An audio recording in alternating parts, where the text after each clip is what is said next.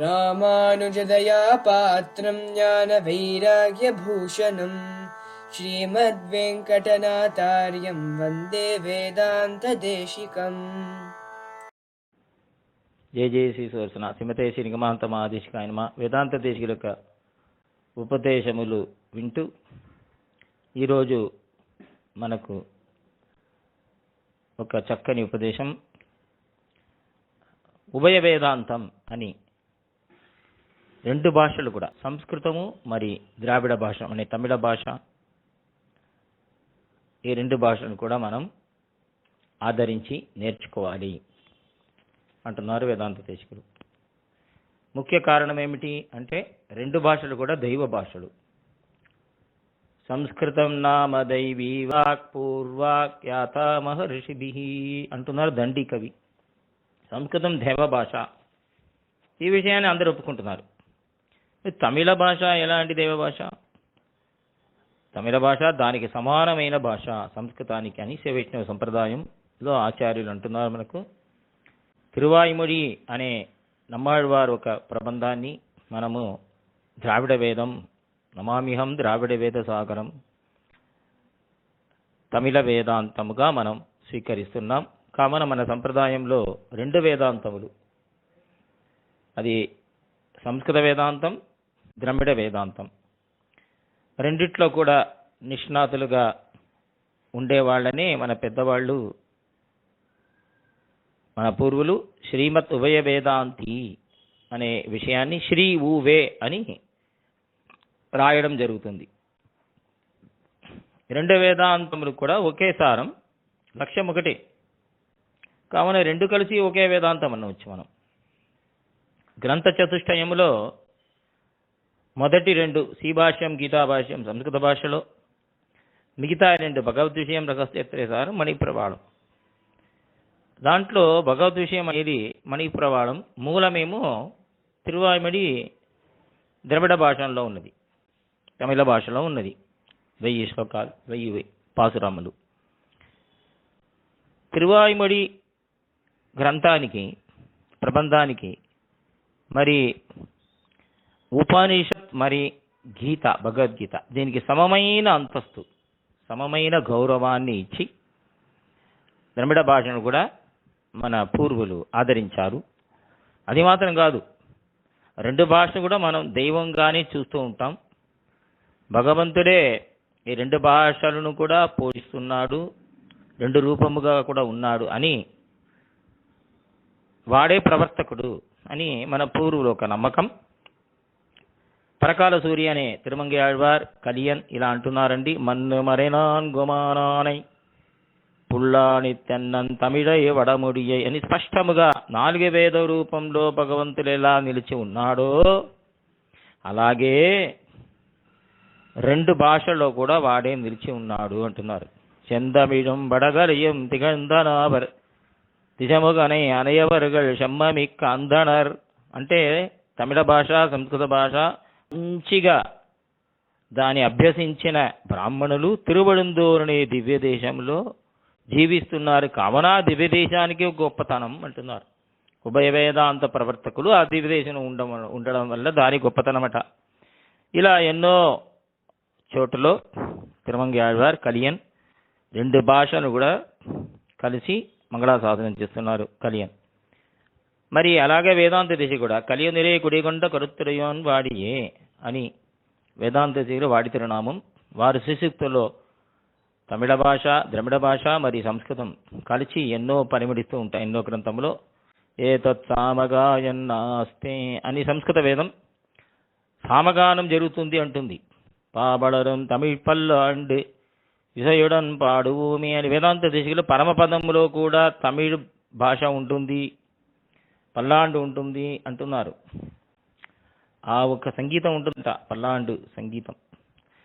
తొండె మండల వేదియర్ వాడవేతూయ తెన్మరె వల్లవరు వాడియే అని ఇంకో ప్రబంధంలో ఇద్దరు కూడా సంస్కృత వేదాంతం అభ్యసించిన వాళ్ళు, ద్రవిడ భాష అభ్యసించిన వాళ్ళు, ద్రవిడ వేదం వాళ్ళందరూ కూడా మంగళాసాధనం చేస్తున్నారు. ఇద్దరు కూడా అడిగినయమే అడియురయ లైంబదేత్తి సింధగవర్ ప్రాకృతం నూరు కోడి చెందమి ముమ్మడి కోవె చెరియ చేర్త్ అని సంస్కృత భాష, దాన్ని అపభ్రంశమైన ప్రాకృత భాష, మరి తమిళ భాష, ద్రమిడ భాష అని 3 భాషలు కూడా ఆదరిస్తున్నారు వేదాంత దశకు.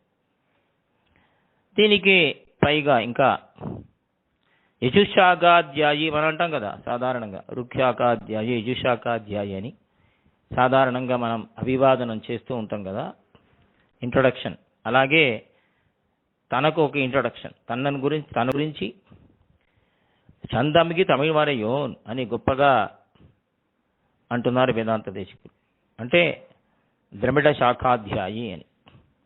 8 భాషలలో నిష్ణాతులైన వేదాంత దేశికులు ఈ 2 భాషలని, ఈ ద్రమిడ భాష మరి సంస్కృత భాషకు గొప్పతనాన్ని ఇచ్చారు అనే విషయాన్ని మనం గమనించాలి. అంటే ఈ ద్రవిడ భాష ఒక గొప్పతనాన్ని సంస్కృతములో, మరి సంస్కృత భాష గొప్పతనాన్ని ద్రవిడ భాషలో వారు కీర్తించడం ఇంకా విశేషం. పాదుకాసహస్రంలో అంటున్నారు ద్రమిడ భాష గొప్పతనం. వింధ్యస్తంభాద విగత గదేర్ విశ్వకాజాంత సింధో కుంభీసోనో రసరగ బల గ్రాసీన స్వైర భాష నిత్యం జాతా షడరిపుతనో నిష్పతంతి ముఖాఖ్యే ప్రాచీనానాం శృతిపరిషదాం పాదుకే పూర్వగణ్య. ద్రవిడ భాష గొప్పతనాన్ని ఇలా అనుగ్రహిస్తున్నారు పాదుకాసహస్రంలో. మొదటి విషయం, ఈ గొప్ప ఒక భాష, స్వైర భాష.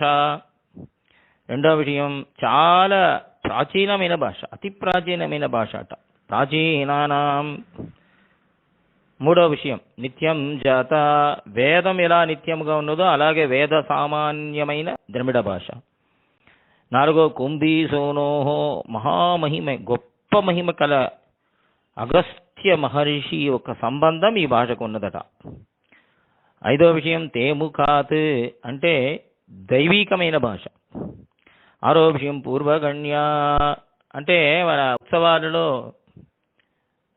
పెరుమాళ్ళ ఒక వీధి పొరపాటు జరిగే సమయంలో అప్పుడు ముందు ద్రామిడ వేదం వెళుతుంది, వెనకాల సంస్కృత వేదం వెళుతుంది అని ఒక గొప్పతనాన్ని, ఒక దృశ్యాన్ని మనకు చూపిస్తున్నారు.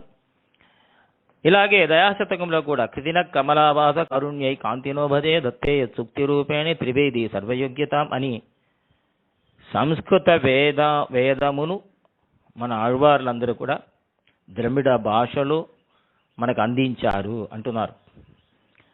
తిరువాయిమడి అనే నమ్మాళ్వారు ఒక ప్రబంధమునకు ద్రమిడోపనిషత్ అని నామకరణం చేసి దాన్ని విశ్వవిఖ్యాతంగా ప్రచారం చేశారు వేదాంత దేశికులు. అలాగే సంస్కృత వేదం యొక్క గొప్పతనాన్ని మన ద్రమిడ ప్రబంధంలో చాలా చోటు మనం చూడవచ్చు.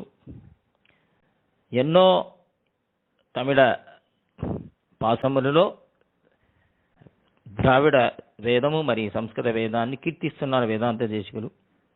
కావున మనము కూడా మనతో వీలైనంత వరకు సంస్కృతము మరి ద్రమిడ భాష రెండును కూడా మనం అభ్యసించి రాయడం చదవడం తెలుసుకోవాలి. అది మన కర్తవ్యం. ఎందుకంటే రెండు దైవీకమైన భాష. అయితే ఇక్కడ సందేహం రావచ్చు, అయితే తెలుగు భాష ఏమిటండి, తెలుగు తేడా అంటున్నారు కదా అంటే, తెలుగు భాష తేడా చాలా చక్కని తేట భాష, స్వీట్ భాష. అయినా ఎన్నో ఈ భాషను కూడా మనం ఆదరించాలి. మాతృభాష అనేది ఎప్పుడు విడిచిపెట్టకూడదు. ద్రమిడ భాష, తెలుగు భాష, కన్నడ భాష ఏదైనా, దాంతోపాటు సంస్కృతాన్ని అధ్యయనం చేయాలి. ఇక్కడ ద్రమిడ భాష ఎందుకు ముఖ్యంగా అన్నారంటే, నాలారిది విప్రబంధం భక్తామృతం విశ్వజనానుమోదనం అన్నట్టు ఆ భాషలో అవతరించినది కావున దాని గొప్పతనం.